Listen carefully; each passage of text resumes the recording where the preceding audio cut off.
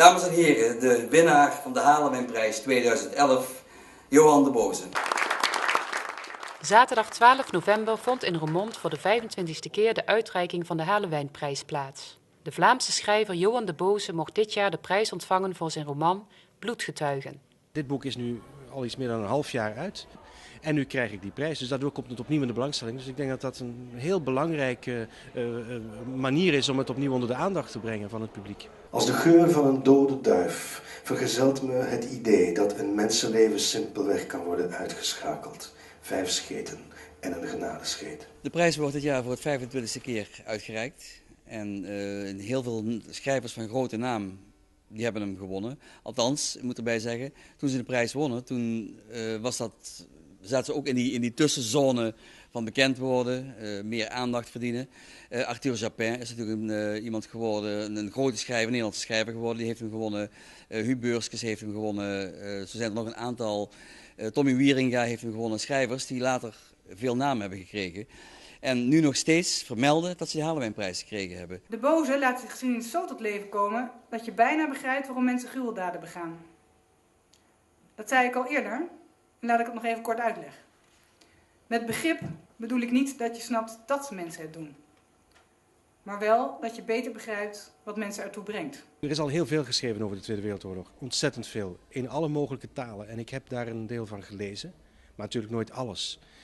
Maar goed, ik heb geprobeerd om heel selectief te lezen over bepaalde thema's. Namelijk over het Oostfront.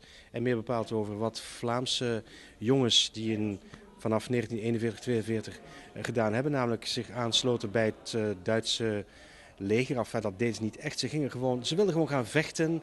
Het waren avonturiers, het waren idealisten. Ze wilden gaan vechten voor een soort nieuw Europa. En dat facet van de Tweede Wereldoorlog, daar is heel weinig over verteld. Maar ik wou een ander verhaal vertellen, namelijk dit verhaal naast het verhaal van de Russen. Dus het verhaal van de Russen en het verhaal van die Vlaamse jongens tegenover elkaar zetten. En zeggen van kijk, ze vochten allebei in het tegenovergestelde leger tegen elkaar. Ze kennen elkaar niet. Ze hadden elkaar nooit ontmoet. 18-jarige jongens die vanuit een bepaald idealisme gingen vechten en die elkaar wilden vermoorden. Waarom? En dus die waarom-vraag, in mijn taalgebied, in ons taalgebied, in het Nederlands, heb ik nooit zo'n boek gevonden dat op een prangende manier wist te beschrijven. Mijn kindertijd is afgelopen. En daarna meteen ook mijn puberteit en tegelijkertijd ook mijn volwassen jaren en tenslotte ook mijn oude dag. Ik ben aan de andere kant van het leven terechtgekomen, in de zone waar leeftijd er niet toe doet, zeker niet mijn belachelijk lage, 17, nee, net 18. En waar je de kans krijgt, door de eeuwig rechtschapen God op een dienblad aangereikt, om door te dringen tot de kern, tot de ziel van de dingen, daar waar goed en kwaad er niet meer toe doen. Net zo min als jong en oud, net zo min als man en vrouw, en waar alleen nog de poëzie geldt, de poëzie van oorlog en vrijheid, datgene wat mensheid drijft. De waarde ligt ook heel erg bij de jury, die toch een soort vooruitziende blik heeft voor schrijvers eruit te pikken die een toekomst hebben. En ik denk dat we dat in de toekomst ook gaan blijven houden.